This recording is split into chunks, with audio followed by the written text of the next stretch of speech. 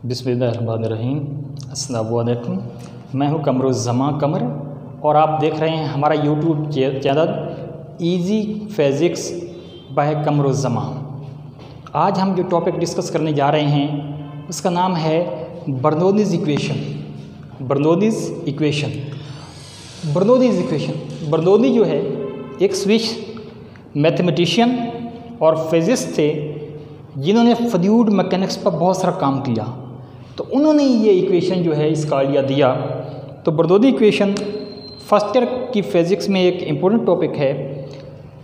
इसमें हम first of all जाते हैं कि इसकी स्टेटमेंट क्या है। इस इक्वेशन की स्टेटमेंट क्या है?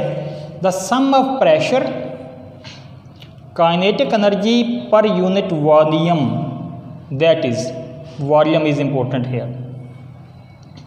सम of pressure, kinetic energy per unit volume and potential energy per unit volume of an ideal fluid along the pipe is constant. Ideal fluid की बात हो गई। Kinetic energy per unit volume, potential energy per unit volume, pressure का sum किसी भी pipe के along अगर हम उसको देंगे तो ये कांस्टेंट रहेगा। ठीक है, तो इसको हम लिखते हैं pressure plus kinetic energy per unit volume plus potential energy per unit volume is equal to constant. देखिए ये काइनेटिक एनर्जी है, डिवाइड बाय वॉल्यूम करेंगे, मास ओवर वॉल्यूम डेंसिटी होता है तो ये 1/2 रो वी स्क्वायर हो जाएगा। इसी तरह यहाँ मास ओवर वॉल्यूम करेंगे तो यहाँ भी जो है ना ये डेंसिटी आ जाएगा rho g h is equal to constant. यहाँ पर क्वेश्चन अराइज होता है, MCQ में एग्जामिनर पूछ लेता है what are the units of, इसके पूछ लेते हैं 1/2 rho v square r rho g h. तो आप देखिएगा ये प्रेशर में ऐड हो रहे हैं तो kinetic energy per unit volume या potential energy per unit volume का यूनिट वही होगा जो प्रेशर का होता है। ये होता है न्यूटन पर मीटर स्क्वायर आर पास्कल। तो इसका भी यूनिट क्या होगा? वही होगा। अब हम एक्सप्लेनेशन की तरफ जाते हैं। Consider the flow of an ideal fluid. अब ये आइडियल फ्लूइड हमने थोड़ा मुख्तर करने के लिए रखा है। ऐसा फ्लूइड जो इनकम्प्रेसिबल हो, जो नॉन रोटेटिंग हो, नॉन विस्कस हो, ठीक है, और इसकी स्टेडी जो है, इसकी जो फ्लो है वो स्टेडी स्टेट हो। ऐसे फ्लूइड को कहते हैं आइडियल फ्लूइड। मैं फिर बता दूं, ऐसा फ्लूइड जिसमें इसकी जो स्टडी है वो क्या कौन सी हो? स्टडी फ्लो हो, फ्लो इसका स्टडी हो या स्ट्रीमलाइन हो, नॉन विस्कस हो, ठीक है, नॉन रोटेटिंग हो। ऐसे फ्लूइड का नाम है ideal fluid. Consider the flow of an ideal fluid through the pipe in time t as shown in fig. ये शक्ल आप देखिएगा, जैसा कि इस शक्ल में दिखाया गया है कि टाइम t में जो है यहाँ से फ्लूइड इस तरफ को मूव कर रहा है और ये पाइप है। इसका जो एरिया ऑफ क्रॉस सेक्शन है वो नॉन यूनिफॉर्म है, लेकिन इसका थोड़ा सा ऐसा इधर से हमने यूनिफॉर्म रखा है। इस तरह इतना सारा पोर्शन इसका यूनिफॉर्म रखा है।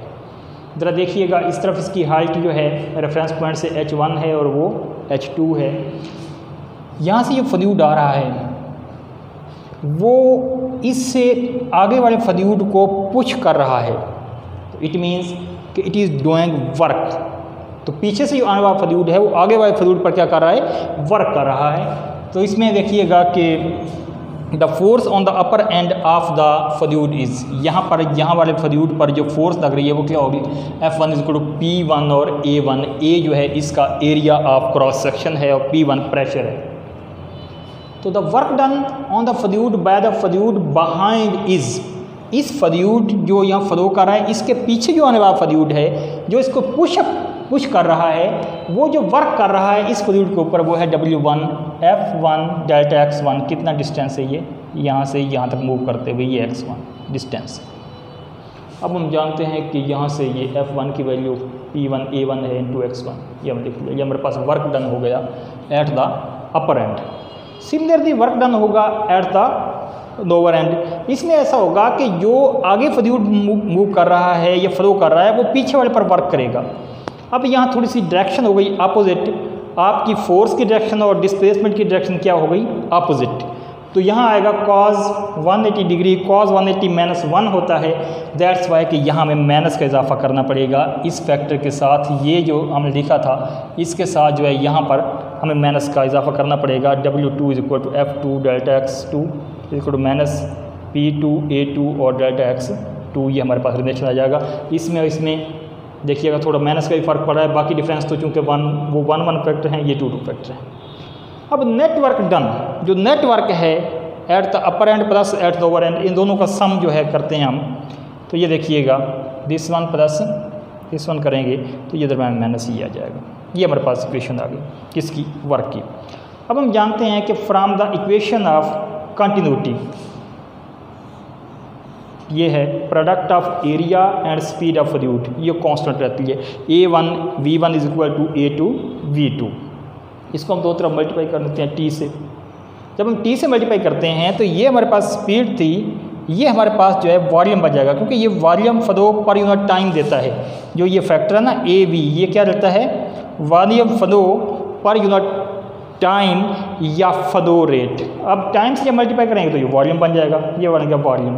इसको हमने जानते हैं कि x, यहाँ से देखिएगा कि x delta x is equal to VT, 1 है तो 1 V1 और T हो जाएगा एंड सो।